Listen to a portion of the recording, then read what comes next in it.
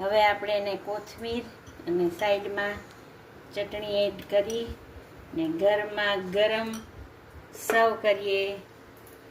તો ચાલો લોચો, ફરાળી લોચો ખાવા. અંબા અંબા. આજે આપણે બનાવીએ છીએ શ્રાવણ મહિના નિમિત્તે લોચો ફરાળી. તો આ છે સાબુદાણા ને આ છે સામુ. હવે એનો આપણે બનાવીએ છીએ પાવડર. હવે આ પાવડર થઈ ગયો છે. હવે એને આપણે આમાં લઈ લઈ અને પહેલાં 1 વાટકી પાણી નાખી દઈશું અને લીંબુ નાખી દઈ અડધું. આમ તો આમાં છાશ હોય ને તો છાશ બહુ સારી લાગે, પણ હું લીંબુ નાખું છું.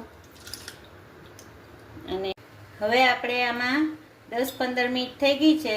સ્વાદ પ્રમાણે મીઠું અને આપણે આદુ મરચાં એડ કરી દઈએ અને થોડુંક આ જો કઠણ થઈ ગયું છે આપણું, એટલે ફરીથી આપણે થોડું એમાં પાણી એડ કરી દઈશું.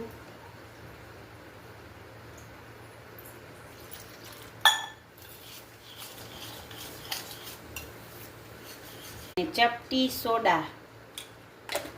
હવે આપણે આમાં ડીશમાં એડ કરી અને આપણે આમાં બાફવા મૂકી દઈશું. પાણી ગરમ થઈ ગયું છે એટલે. હવે આપણો આ લોચો રેડી છે. જો એકદમ મસ્ત થઈ ગયો ને.